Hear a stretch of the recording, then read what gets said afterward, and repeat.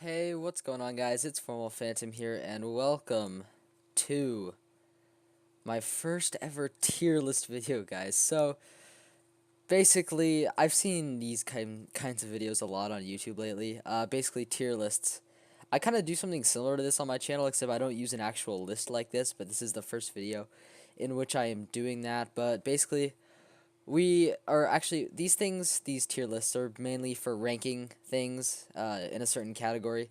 And today we're going to be doing every basically major final boss fight from each world. We're going to be ranking all of them based on storyline and difficulty and all that. So if you guys haven't seen a tier list video, well, this is your first one, basically. Uh, yeah, I don't really know what else to say. I mean, we're going to rank all these bosses. Obviously, S tier's the best, then A, B, C, D, E, F. And yeah, that's a tier list. I don't really know how to explain it in a simpler manner, but we're gonna get into the first boss, guys. So the first boss is I have that layer selected. Okay, Lord Nightshade, everyone.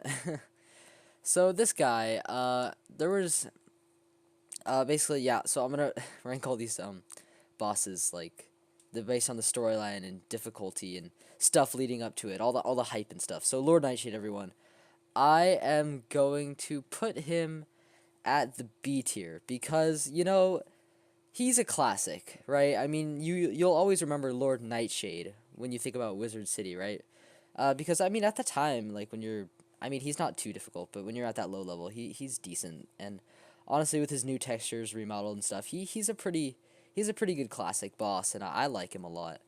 So, and I think he's a good fit for Wizard City and all that. So yeah, we're gonna put Lord Nightshade there. Okay, next one. We're gonna go kind of fast because we have a lot to cover. So Crocopatra, final boss of Crocotopia. She was not too difficult. Honestly, like yeah, had a pretty easy time beating her. But the storyline surrounding her, I don't know. Like the Crocs in general, they're not the best. So I'm going to put her. Oh, I lost her. All right, I'm gonna put her probably at the C tier because yeah, I don't know. She's just not that interesting, guys. She's nor good nor bad. Put her at the C tier. Not too difficult, but not very interesting either. I guess I could put her at the D tier, but I think I'll be generous and put her at the C tier. Next up, we got Meowiarty, boys. This guy's actually kind of a savage. I mean, he escaped from prison like twice in Marleybone, so that's pretty cool. But I mean, where could he go? I mean, he's kind of a classic. Like Marleybone is one of my favorite worlds. I'm sure it's like many people's favorite world as well. I mean, it's very nice. He had some good storylines surrounding him. The way he teamed up with Malastare to summon all the undead, and then he climbed to the top of Big Ben. Yeah, you know what? I'm gonna put him. He's not quite. I actually, honestly, I think he might deserve A tier just for like he has some pretty good storylines surrounding him. I kind of like his whole deal with the prison break thing and then the Big Ben thing, summoning all the undead, teaming up with Malastare. I like that. So I think he's actually worth an A tier villain right there. So the Jade Oni, everyone, I'm going to put him. I'm gonna put him at B tier because, the Jade Oni. I don't exactly know the origins of where he comes from, except that now we can control his power. But I'm gonna put him at B tier just for the sheer challenge. Like the jump from Mushu to Dragonspire is a big one, and you can tell because he has 7,500 health, and I don't know, most players aren't really used to that in Mushu. So I kind of like that. I kind of like the challenge about him, even though he doesn't have much background surrounding him. Besides, he's more powerful than all the Onis. But B tier, just for purely the challenge, I like it. All right, so Malastare, everyone. I don't know why, but I got the tutorial picture of him. So Malastare, he's an S tier. Like, need I say more, guys? He's the main villain of the first arc. He has an amazing storyline just with his character development. Like we get to see, through side quests as well as through the main quest. He's a very I don't know. He's a very progressive character. We see him a lot. So main villain of arc 1. Just lots of storylines surrounding him. The final fight with him is actually not challenging, like at all, but just for the pure storyline and he's a very memorable villain. I could argue the best one in this entire game. So S tier for him, he deserves it. Moving on, We have the weird sun goddess Marathia. I don't know, but yeah, she's final boss is Celestia pretty much. I mean, I think she's the final boss. Like, sorry, but I think she's the final boss. But I don't know. I'm putting her at D tier because not interesting whatsoever. Not even a challenging fight. Like I don't know. She just doesn't put up much of a fight. I think she just all I remember from this fight is just a lot of accuracy debuffs, and she's really not that strong entirely. So she's not that good. I don't know. I don't like her that much. Yeah, just not interesting like at all either. The only thing cool about her, the only reason why she's not in E or F tier is her character design is very nice. So yeah, moving on, we have the Starburst Spiders from Zafaria. I'm putting these at C tier, cause there's 4 of them and they're all Storm, which, well, that is extremely annoying and a decently challenging fight to Zafaria. The only thing that doesn't make this fight challenging is there's max levels doing it pretty much all the time for Mega Snacks. So the dungeon itself has lost some of the challenge to it, but I think this fight, it challenges you pretty good. And even though these spiders, they're just Morgant's pets. If they had more storyline to them, I don't see how they could, but if they had more storyline to them, I do think that they could be higher on this list just for the sheer challenge. But yeah, so that's where I'm going to put them. C tier. Nor good, nor bad, just kind of neutral, guys. Alright, so next up we have the Black Dragon and the White Dragon. These guys, I'm going to have to say this is one of the least memorable boss fights in this entire game. Obviously, you have the Pendragon right before this, but I guess he's not technically a final boss, so I didn't really include him on this list. But yeah, so these guys, no, just bad, just bad. I don't like them at all. It's not even a challenging fight. It's just 2 dragons. Like, you see dragons throughout Avalon like a lot, and I don't know. I don't think they're very they're not very interesting, guys. That's all I have to say about them because they're just that boring. Malastare the Undying, everyone. Honestly, this is kind of a hard one because I'm gonna say A tier. Because obviously you got original Malastare at the S tier. This Malastare, he's been stripped away of a lot of his like humaneness. He's like half dead and he's returned all zombified and everything. But I still like him. He's still the Malastare vengeful spirit that we know and love. So he's still an A tier villain when he's in this form. Because it is somewhat of a challenging fight at the end of Azteca. But yeah, so that's all I have to say about him. Obviously, he follows the same storyline. He's still Malastare, but he's just A tier now. So we have Morganth now. Final fight of Chrysalis. Not actually that challenging anymore. She was challenging when she first came out, but I do like the storyline surrounding Morganth, so she's an A tier as well. Like, honestly, I love Morganth. Like, she has such a compelling like background, especially because she wasn't like bad to start out with. And I love when they show that about villains, how they were innocent at some point in their lives. I think that's very interesting. So A tier for Morganth, not quite the S tier, but still very memorable, obviously. Okay, the Rat. I'm gonna put him at B tier. I already thought about some of these before the videos, you could probably tell, but B tier for him because this fight is actually kind of challenging, or at least it used to be, but I think it's still kind of challenging. So basically, I love the aesthetics. I love his character design, really. Like, it's awesome. And I love the aesthetics of how you fight him at the Sky Anchor, and he honestly has some pretty decent storylines surrounding him. So, yeah, he goes to B tier. He's not too bad. He's more on the good side, than the bad side, obviously. Just, he spams Bull a lot, so that can be a bit annoying as well. But, yeah, honestly, not too bad of a villain. They didn't do too bad with this one, even though he was just kind of an asset to old Cobb. But overall, I liked him, so.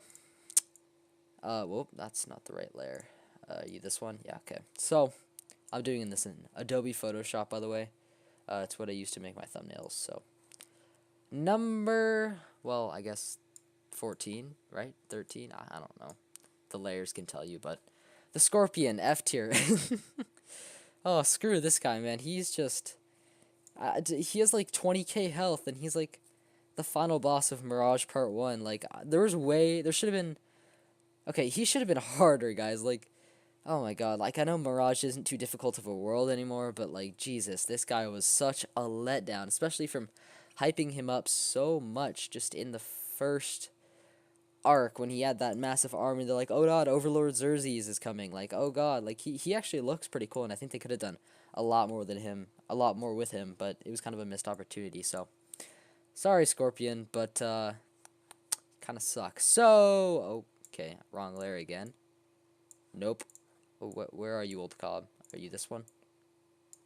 Okay, come on.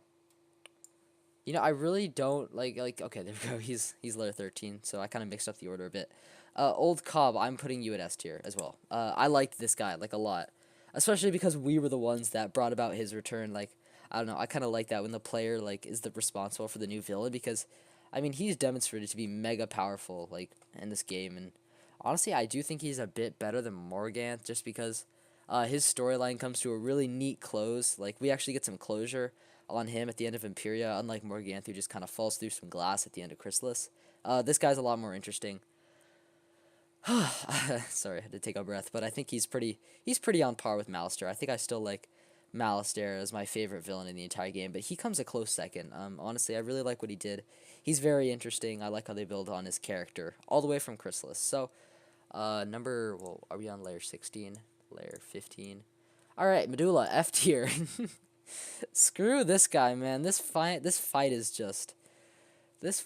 not fun at all. I can't tell you how much I dislike this floating brain guy. Like, he has the worst voice acting ever. I'm sorry whoever voiced him. He's just such an annoying character. Like, oh, he's a brain. That's disgusting.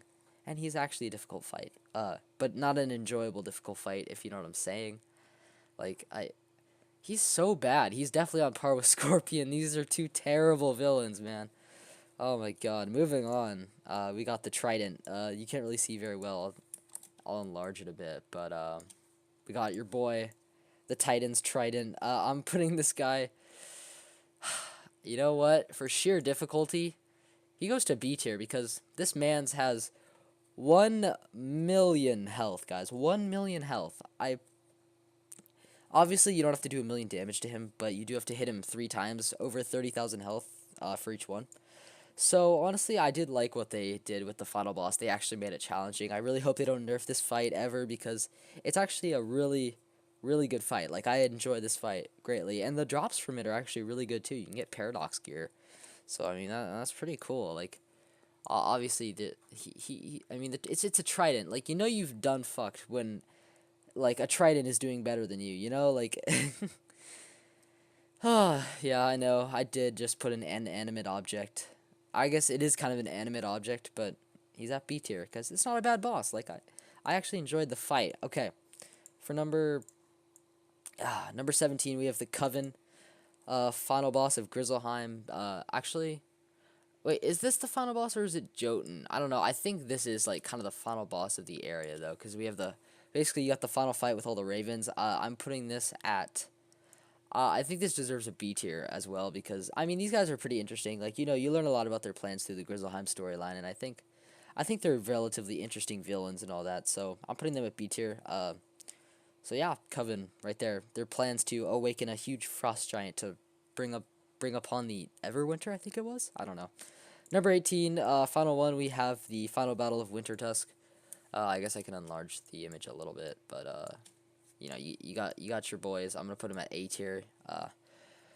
Basically, I liked Wintertusk a lot. I think it's just as good as Grizzleheim pretty much in every way. It's just a little bit of a leveled up Grizzleheim that gives you a ton of XP. Basically, Grizzleheim on steroids, and that's kind of what these guys look like. You fight 4 Frost Giant brothers. I think these guys are actually really interesting because each of them in the Wintertusk has their own area. So you got like Sudri has Sudderland, Vestri has Vesterland, Ostri has Osterland, and I forget the last one's name, but he has a land named after him as well. Basically, you go to all these lands, you get their golden seals to stop the father from awakening. He almost does, too. You know, I don't know why you fight them, because they were friendly to you the whole time. I still don't get that part of the storyline, but I do think it was pretty neatly woven, besides that little bit of closure at the end, which I don't even know if they were hypnotized or something. I don't know, but overall, it was a really enjoyable fight. Some pretty decent, you know, just pretty decent mechanics to this fight, and overall I liked these boys. These boys were pretty cool. But that is gonna be it, guys. Ranking every final boss fight in the game. Let me know if you agree with this list. And I don't know. I mean, we have a lot of bosses on the high tier because a lot of these are pretty quality fights, you know. So let me know if you guys agree with me. Which ones would you put at which tiers? You know, did I get any wrong in your opinion? I'm sticking by these two for sure, though. So that's gonna be it for this video, guys. I know this was a bit different. I know you see tier lists a lot, but hopefully you're not getting sick of them. Let me know if you guys want to see more of them because this was actually pretty fun. So that's gonna be it for this video, guys. I really hope you did enjoy, and I will see you guys in my next video. Take care, guys.